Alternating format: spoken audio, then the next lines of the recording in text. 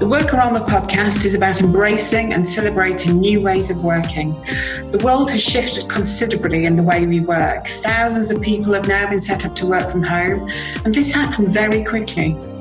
Workarama is a podcast of conversations, ideas, and personal experiences to show businesses and individuals how they can make these changes in a more permanent way, and how to ensure that both employers and employees can thrive in this new way of working.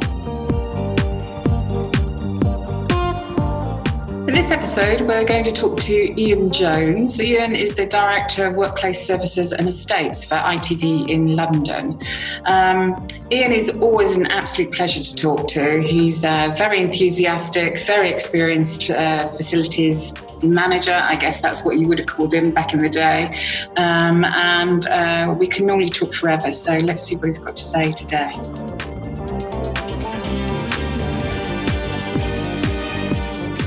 So, big welcome today to Ian Jones. Ian is Director of Workplace Services and Estates for ITV in London. And Ian and I have known each other for, I think, about 6 or 7 years. I don't know, I lose track. Ian was kind enough to be interviewed as part of my ergonomics master's research, looking at employee perceptions of Agile Working, and that must be 6 or 7 years ago, I think. And it's a subject that's relevant now, I think, more than ever. And then again, a couple of years ago, you were good enough to let me pick your brains when we were also researching our app that's bringing sort of third-party spaces, so third spaces, I guess, sort of anywhere with spare capacity, including co-working spaces, and bringing workers and spaces together.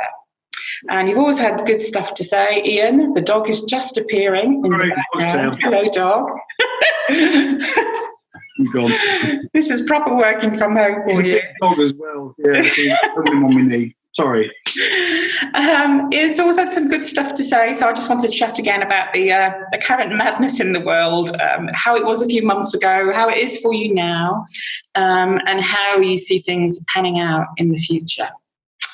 So, Ian, just tell us what's your background, how long you've been at ITV, where you were before that, just a background to your CV, really.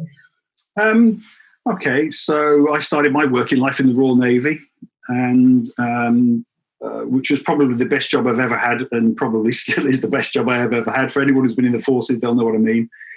And then I left there and I joined the service industry. So I joined a security company when I left the Navy, and I did that deliberately because I didn't really need the money. I'd saved up a lot of money while I was in the Navy. You can't spend it.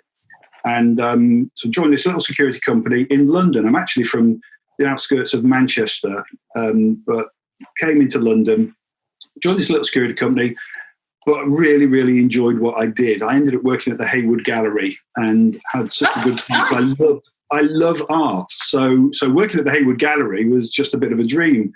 And then I ended up working at the Royal Academy as a result of working at the Hayward Gallery. And so I worked there for a while. Anyway, cut a long story short, I spent about 6 years with that company working in different galleries, but then ended up working in their head office for the MD and learned an awful lot about the service industry. He taught me really the basics of what the service industry is all about. Yeah. And I've never forgotten him for it. He was a fantastic guy.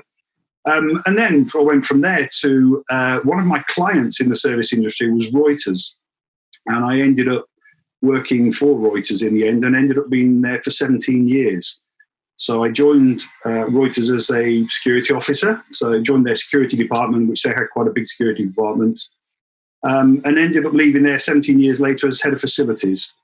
So I'd done then I did about 7 different jobs within facilities for that company. It was quite a big company. It was a global company. And I was head of facilities for EMEA actually when we left. So I'd been over to New York and spent a bit of time over there as well, which was quite an interesting time working with the Yanks. Nice people, but did things completely differently. But great time. What way? Oh, they were just, they were about probably 10 years behind the UK at that point. Everybody still lived in millions of offices. Everywhere you went was just millions of offices. We were already at that stage of coming out of our offices and being going into this open plan way of working. So that was an interesting time. We were trying to coax them out as well. It never worked, but we did what we could. I left there then actually to set up my own company. It didn't really work out. We were going to take over a company. It just didn't work out. Working for myself wasn't really for me. I realised that. I like to have teams of people and things. That didn't really work out. I ended up as a project manager and went to work for a little waste company, and it was the best thing I ever did. I learned more about myself working as a project manager for them than anything else. Like what? Just more about your own resilience. It's quite interesting. When you become a corporate person, you have a corporate resilience, if you see what I mean. When you're working for a small company, it was a family company. When I say small company, it had about £30 million turnover. But it was a completely different dynamic working for a family, as it were. And you were bringing experience into a company which they'd only ever done it that one way. It was a family way, and you were trying to change that. And it was that was an interesting time. But they were encamped right in the middle of where the Olympics Park was going to be.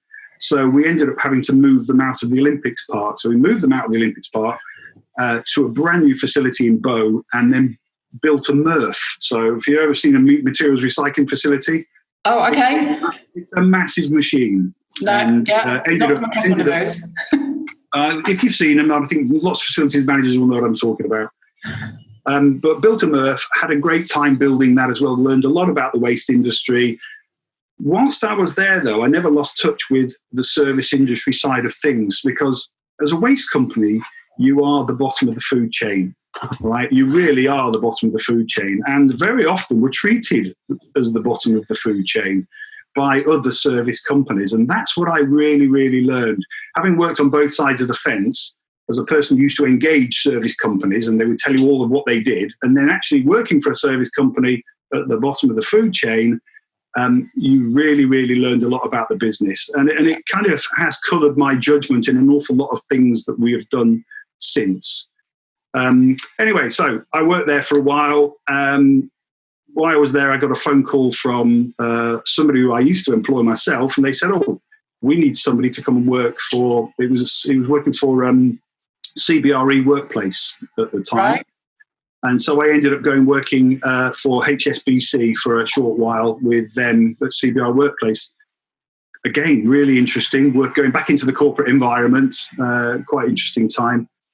And then I got a phone call one day, literally, from somebody who I knew 10 years ago, and said, I've got the very job for you at this company. Didn't tell me who it was at first. Got the very job for you. It's a completely bonkers company. Would suit you perfectly.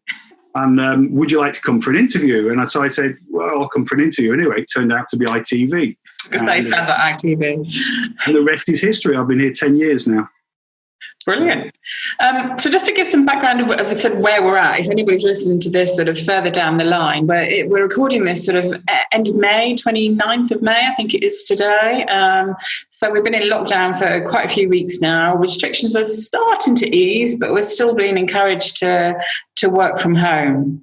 So in terms of just some history as to what was happening before this all kicked off, tell us about ITV and how you're working. I know you've got several offices throughout the UK, and then obviously you've got people working on location as well. And you just moved, haven't you? Well, I say just, it was probably 2 or 3 years ago now. Yeah. So, well, ITV is... we had, when I took over, about 110 buildings scattered all over the UK. Gosh. You have to think about how ITV came together. ITV was all of those companies that you all knew. So depending on which part of the country you lived, you would have known Granada, or you've known Callender or Meridian or whatever. And all of these were separate companies. Television was deregulated by Margaret Thatcher, I think, in 1988 or something like that, 89. And bit by bit, all the companies bought each other up, and you ended up with 2 companies, Carlton Communications and Granada. Right. And then finally, I can't remember which way around it was, Carlton bought Granada in the end. And finally, ITV came together. And it was actually only in 2005 ITV became a PLC. So everybody thinks ITV's been here forever. It's not.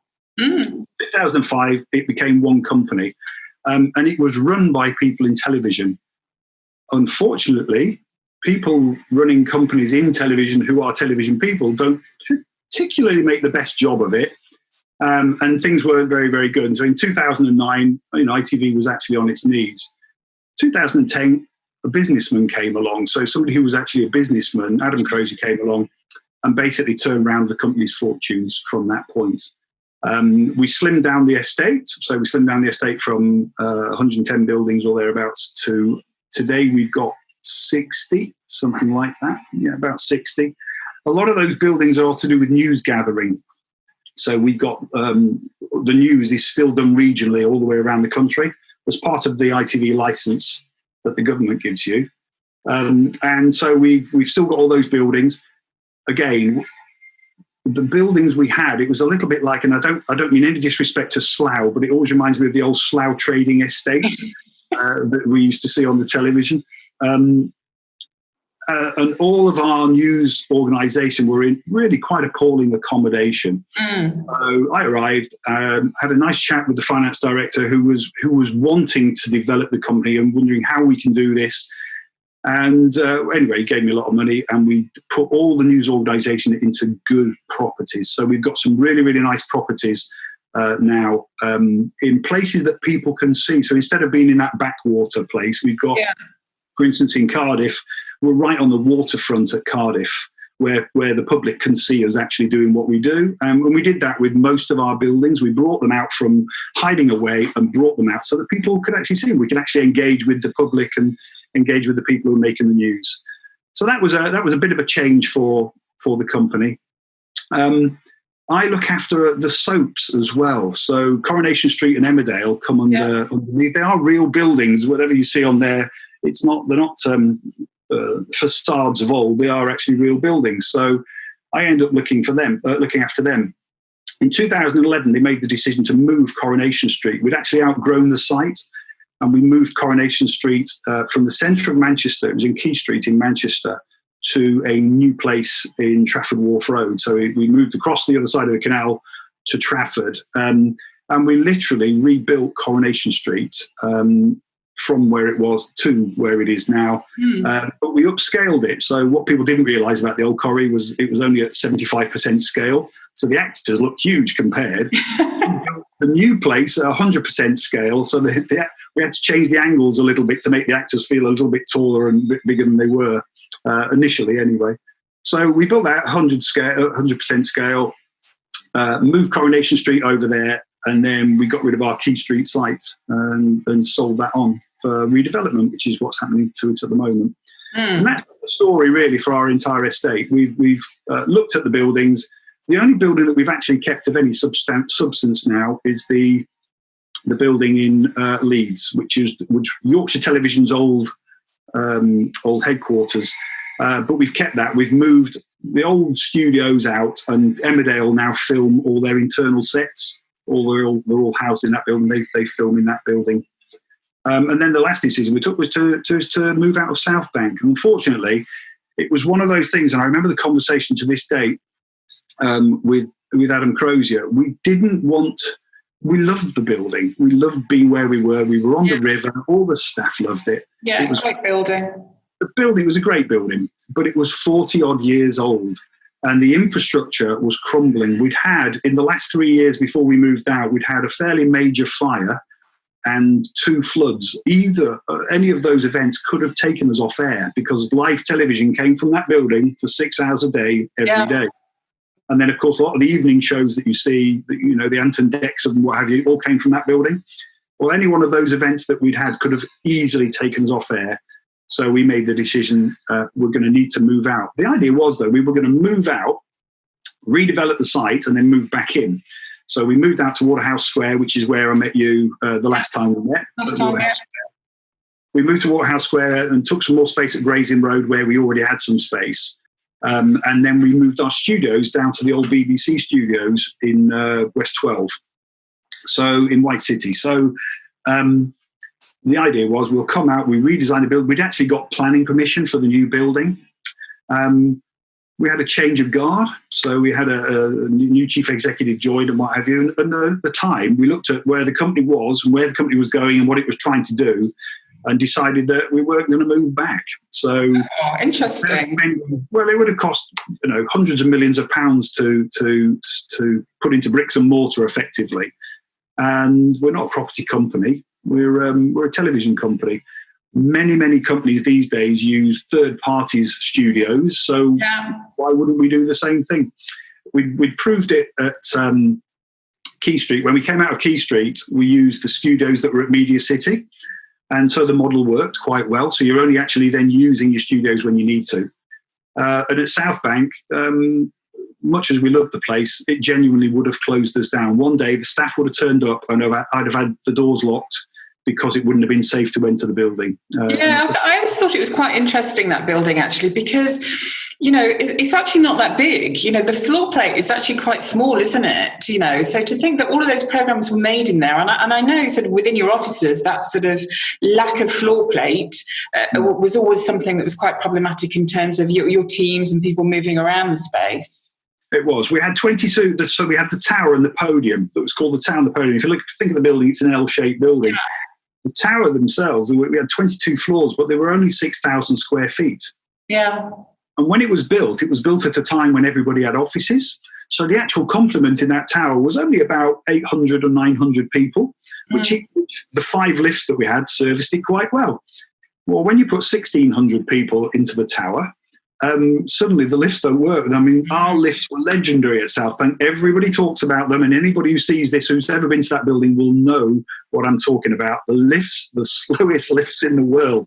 You'd have meetings with people in the lifts while you were trying to get to the floor that you actually lived on, So that was the tower, which was not good. Podium facilities, they were better because it was built as a television centre, effectively. Yeah. We had 3 big studios on that podium level, and we had all of the facilities that supported it. So that was a bit better in terms of making television. But the office part of it, no, definitely not. It just did not suit what we did. No. And of course, we were split as well. We couldn't get everybody onto the same site, so had half the people half an hour away at Gray's Inn Road, and the other half there, and it felt like 2 companies very often.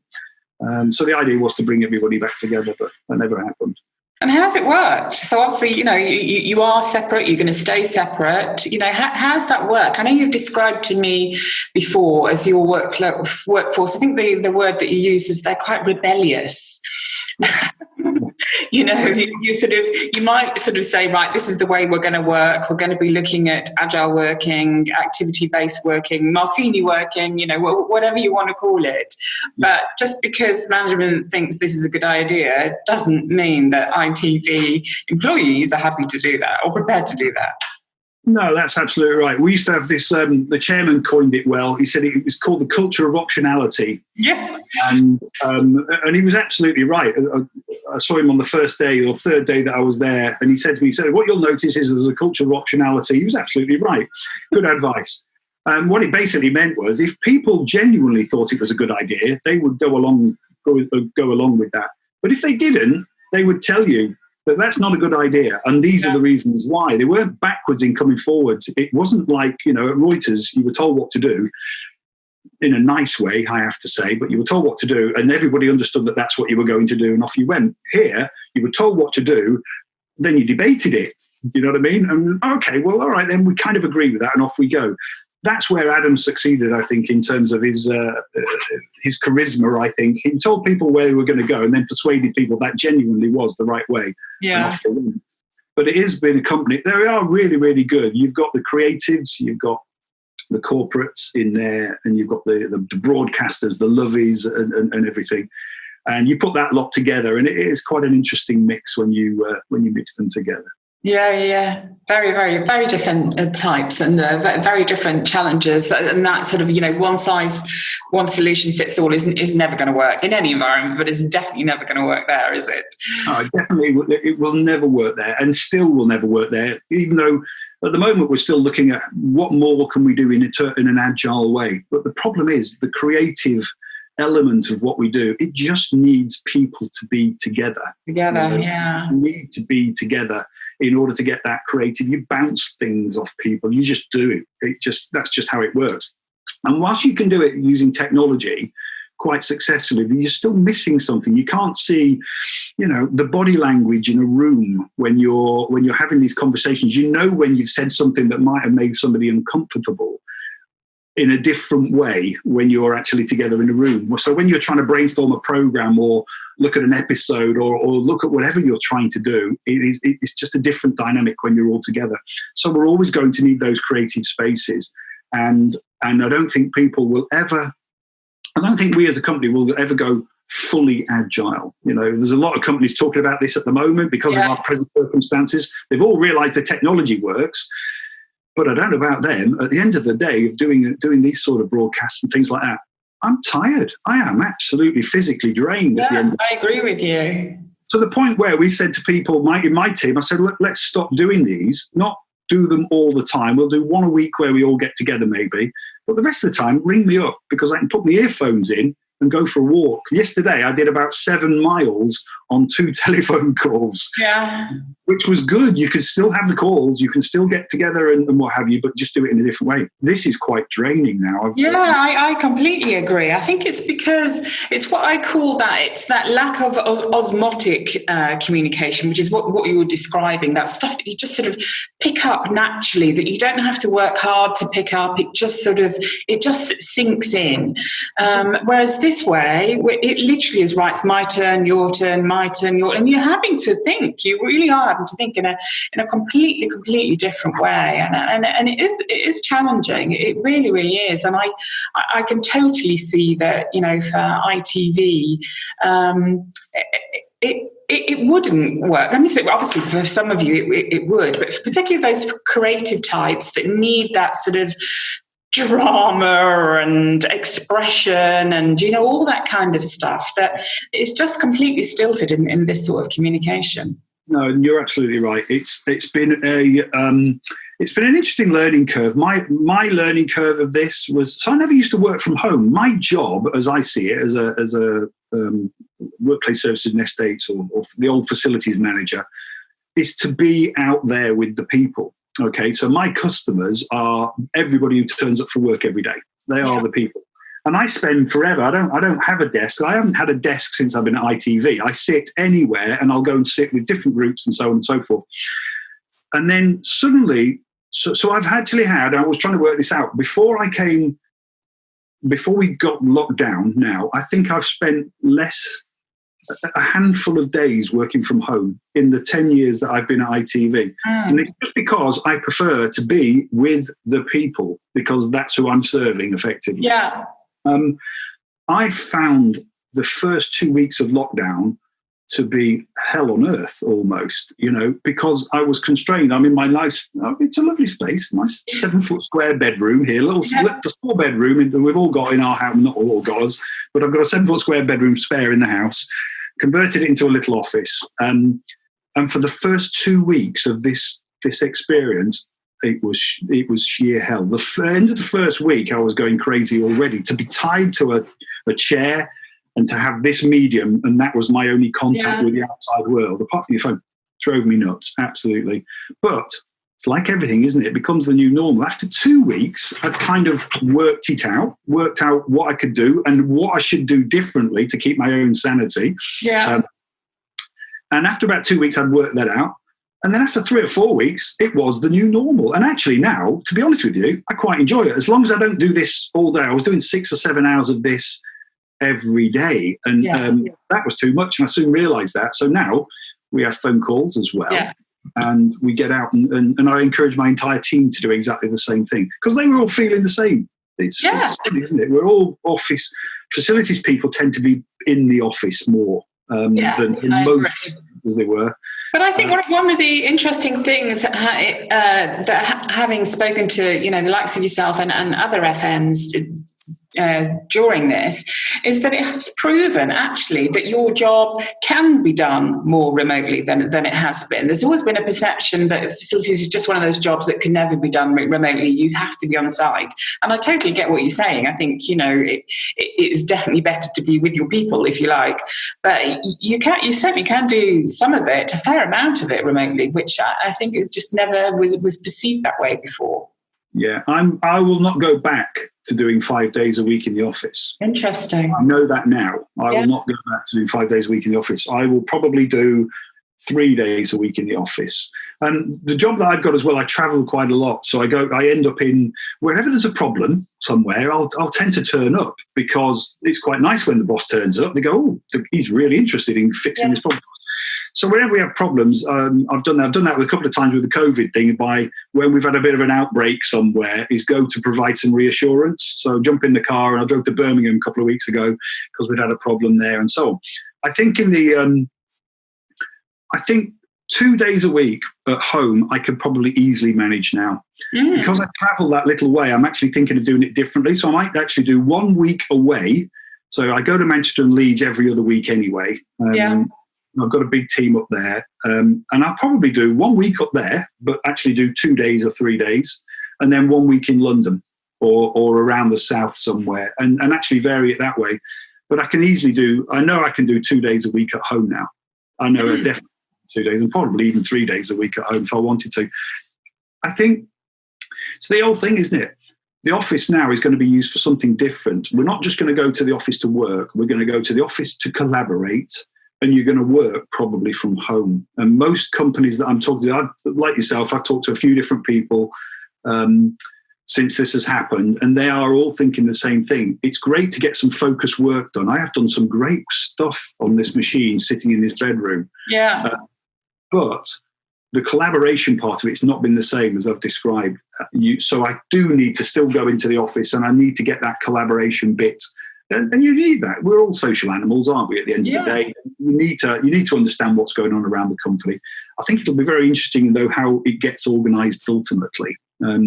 Because otherwise you might spend your 2 days or 3 days at home, and their 3 days, whoever you want to see, they end up being at home when you're in the office, and so on and so forth. So it will be quite interesting to see how we end up organising our lives so that we do get to meet the people that you need to meet. Yeah, it certainly will. And but if you think about it, do we need, say for example, you're North London, if you need to meet somebody and they happen to be in Essex somewhere, well, you don't need to come into central London to meet, do you? You could meet closer to where you both are. Obviously it depends. I think you're right. There's going to be a lot of coordination around that, but I think we are all going to be working completely differently. So in terms of that, what are the plans for ITV? Is there a push to get you back, or are you? Well, we're in the process at the moment. So we've broken ours into sort of 3 phases. Phase 1 at the moment is for the people who have to be in the office, and we thought we had more than we've actually got. So we thought the people who did the broadcast monitoring and things like that, they probably need to be in the office. But actually, we've worked out how we can do that from home as well. So people have now got the right kit at home to be able to do something which was quite technical in the office, and they're able to do it. There are still people going into the office, though. We haven't got, the edit suites, for instance. You actually do need an edit suite to do some of the stuff that you're in. That you're doing, and so they've not been able to do that. The voiceovers that you're still seeing on the links between programs and things like that, they're very difficult to do from a bedroom. You can tell it's being done in a bedroom if you're doing that. So they are still trying to go into the office to do those sort of things. But in actual fact, where we thought there's possibly 10% of the people would need to be in the office, it's more like 1%. Interesting. Finding who are genuinely needing to be in the office. Yeah. And what we have done, we opened up on the 18th of May again. So I've got one-way systems everywhere on all of the building. We've done all of the COVID things, all the government advice. We put all that in, and we said to the staff, right, you can come back in if you want to, but you need to let us know you're coming in. So we need a list. So put your name on the list if you're coming in. And we had about 70 or 80 names on the list coming in for the Monday. We had about 6 people turn up. And we're not quite sure whether that's because it's the London effect, i.e. the media are showing you packed tube trains in the morning and packed trains and all that sort of stuff. And so therefore people are going, I don't need to be in that much, you know. Or whether it's that effect, or whether genuinely people are quite content to be doing what they're doing from home. They've got used to doing it. And I mean, it must be hard for some people, because I haven't got young children now. So those who are having to do schooling at home as well as, you know, some of my team are in that position, and I don't envy them at all. No. But they're still managing.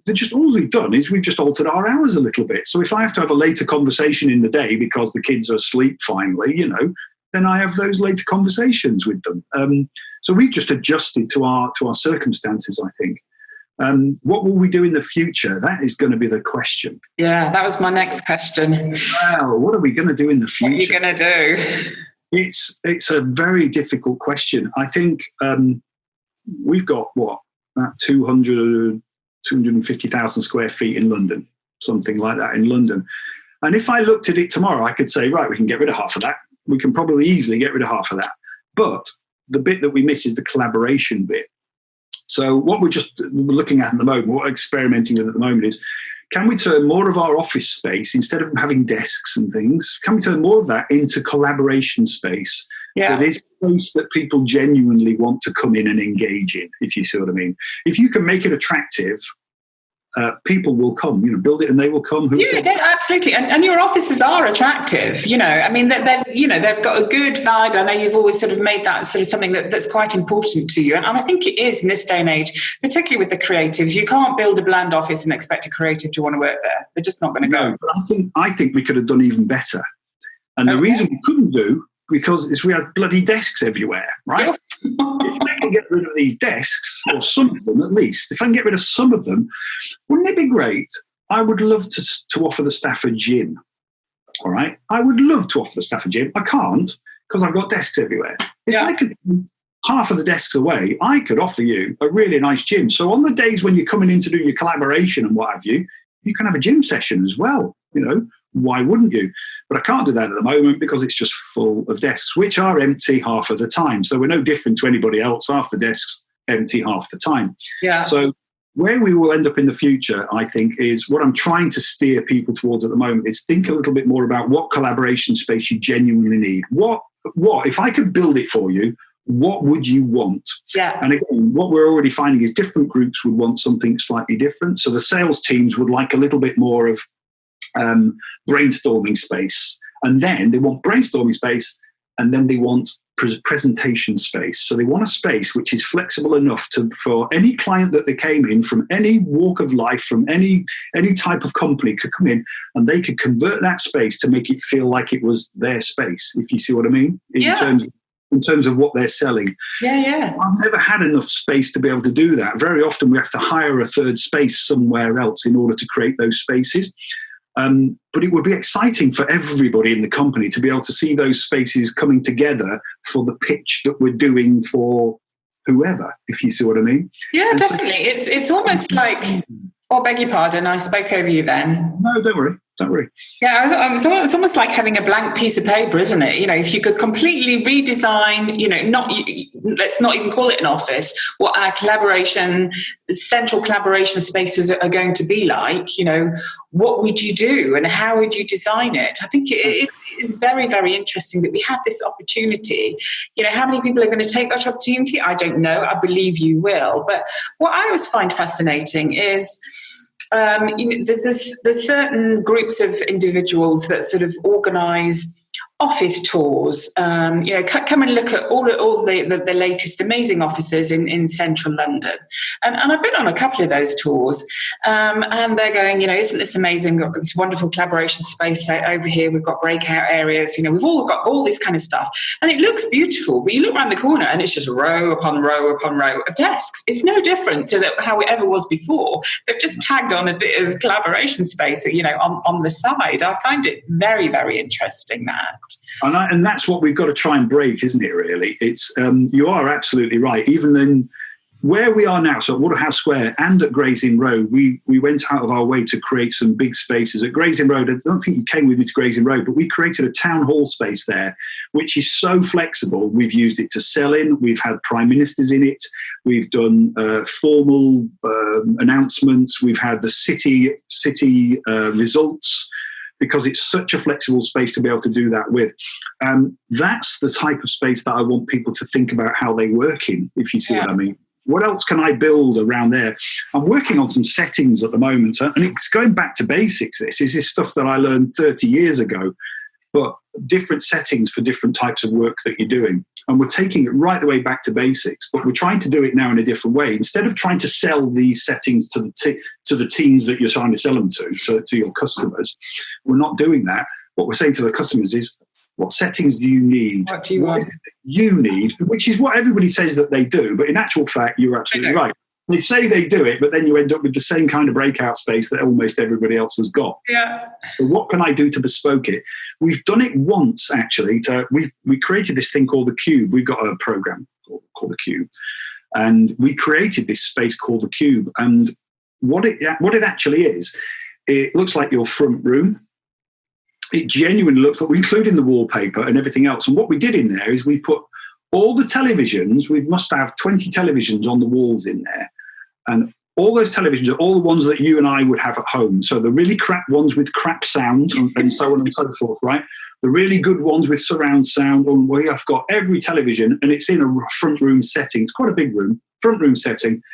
And we set that up because we spend forever trying to get like the sound right on a particular thing. And then what happens is we play this program through your crap television at home. What does it sound like, you know? So we bought all the crap televisions as well. We set them all up. Now, we only did that because the people who were testing us they didn't want the new televisions. They wanted the old ones, and we had to go and find old televisions, and we couldn't work out why. And this was why.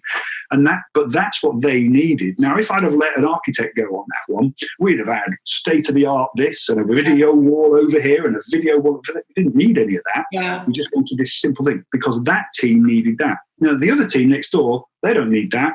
They need state-of-the-art because they're working on future stuff. Sure. You know what I mean? So these settings that we're just working on at the moment is very much about asking them, right? We're not going to give you a kit of parts. We're going to give you your kit. What is it that you need? Which is probably no different than what everybody else is trying to do or say they're doing. But are they really doing that? And I'm not convinced people do it because, you know, we hear it all the time. As an ergonomist, I hear it all the time. Every single place that I go is like, why didn't they just ask us before? You know, they did. I'm just going to shut the door because I can hear the wife shouting at the dog. Sure. Sorry about that. That's all right. Wife shouting at the dog. Dog is in bedroom, shouldn't be. Joyce, how have you been? Sorry, you were saying? No, I was just saying these are the sort of things in the future that we all say that we've done them, and you are right. You do go around to some places. There are some exceptions. Can I talk about some exceptions that I've seen, which I think are particularly good?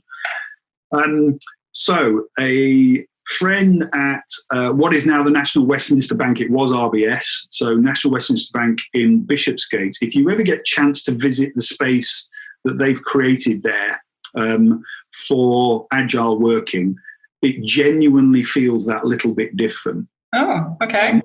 And the reason it feels that little bit different is there isn't a desk in sight. Ooh, interesting. And they've created a facility for 500 people, right, and 800 people use it. So there's 500 seats in it, and 800 people use it. And the interesting thing is you're only allowed in the space 3 days a week. Your access card will only allow you into that space for 3 days a week. It forces you to work differently. Yeah. You know, as a result of it. And I think that's actually quite a brave experiment, if you like, as an experiment. It's quite a brave experiment because genuinely for the other 2 days, you can't work in that space. You have to go and work somewhere else. And that's NatWest. That's NatWest, yeah. That's very interesting, isn't it? From a real traditional background, they've done something actually quite revolutionary. I think so as well. No, so for what you think is a bank, you know, it's a bank. it does not feel like that at all. Yeah. And it's been quite interesting as well, because the way that they've done this is that they've lured people to come and work in this space by saying, you can get access to this space, but you have to give up all that you knew before. Yeah. You know what I mean? And do that. And so some people are still being resistant. It's quite early days yet. But I'll tell you what a fantastic space. Everywhere you go. And again, that's it. There's no straight lines. You're weaving through settings, lots of different settings, but there are no desks amongst it. There's a bench over here, maybe.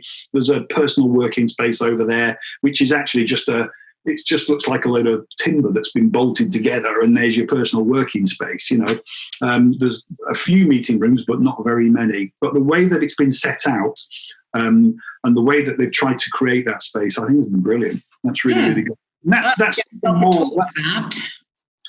No, definitely. I managed to arrange a tour for the people that I'm trying to convince at ITV that this is what we should be doing, and I've managed to arrange the tour. And it was about 3 days after the lockdown. Oh. So, which was just it took me months to sort it out, and I just got it sorted. And then the lockdown came, so we've not been able to go. But I'm sure we'll get to be able to go afterwards. But, when it's rearranged, invite me if you would. That would be brilliant. Ian, just to sort of finish off, if you like, and just to sort of summarise, obviously, the world has gone utterly, utterly mad. We didn't want it, but we got it. But there's always positives in any situation. If you could sum up overall what you think the positives are that are going to come out of this, what would they be? That will come out of this? Yeah. Well, there's positives that are coming out of this already. Yeah. And I've noticed this in people. Right. So, and this goes back to presenteeism in the office. Yeah. What I've noticed is people that I've dealt with still you're still dealing with them across the company in the same way, but unfortunately it's on the television here. I am realizing that people can think for themselves just that little bit more than we ever gave them credit to do that.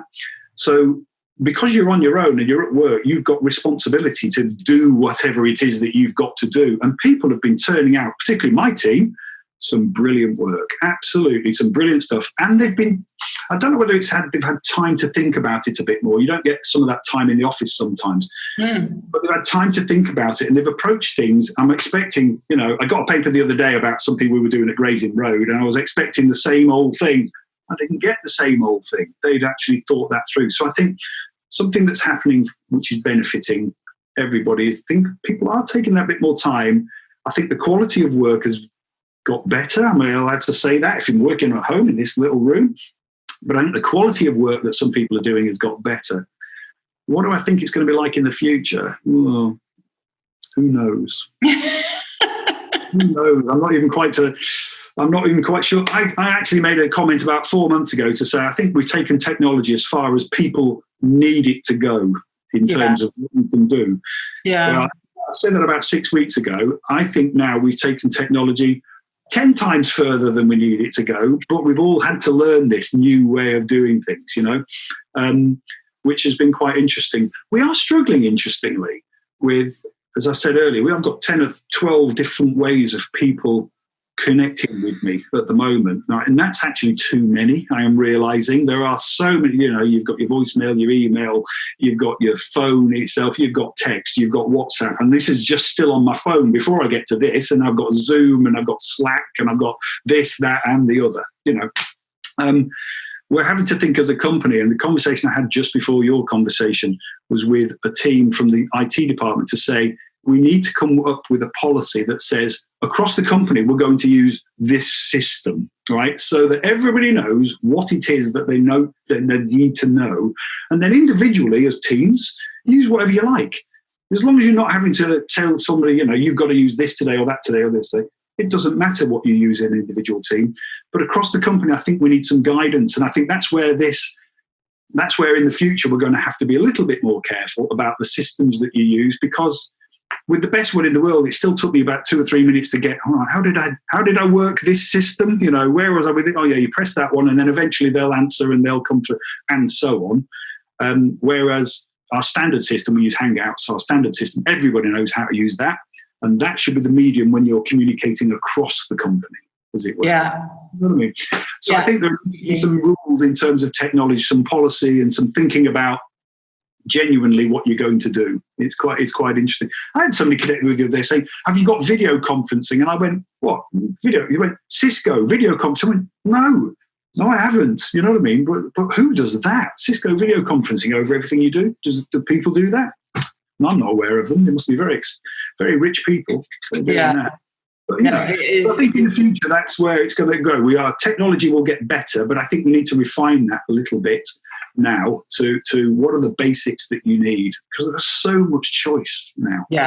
What do you do? It's quite interesting. It's all about balance, isn't it? As you say, it's making sure that we haven't got too much more than we need in one area or not enough, and just that, but also that balance between this virtual communication but also the face-to-face stuff. We really don't want to lose that altogether. We just need to take the good bits and then hopefully try and ditch the rubbish that, I think one of the challenges is going to be in the future as well. So I'm starting to see people write about this at the moment. I don't know if you eat, sleep, work, repeat. I don't know if you listen to the podcast. No, I don't, but I've heard of it.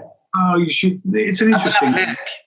Yeah, Bruce Dainsley. He's an interesting guy, but he's been talking about culture at the moment recently. And he's just been talking about how culture we need to think about how you do culture effectively for your company, because if most of the people are like this, distributed all the time, and you haven't got that same office culture that you would have had before, how do you deal with that sort of thing? Because it is quite important for most companies, the culture of the company. But will this way of working develop completely new cultures? And will those cultures be better than the old cultures? There's so many questions now, that we haven't got the answers to. And it's going to be fascinating over the next few months and years to find out what the answers actually are. Because we'll be able to look back. It's dead easy to look back, but looking further forward is obviously more difficult. My crystal ball is cloudy, as they say, I'm going to look that one up, definitely. Ian, I'm going to have to wrap it up there. We could probably talk for the rest of the day, I think. As always, you're so interesting to talk to. Thank you so much. That was really, really insightful. And I hope you stay safe. I hope you stay well. And hopefully we'll see you in the real world very soon. So that was the lovely Ian Jones. I thoroughly enjoyed chatting to Ian, as always. I think he's got an amazing job, and he's in a very privileged position to be able to create some amazing spaces at ITV. If you ever get the chance to go and have a look, then do. By the sounds of it, there's lots more good stuff to come. So thanks, Ian. Hope you enjoyed that.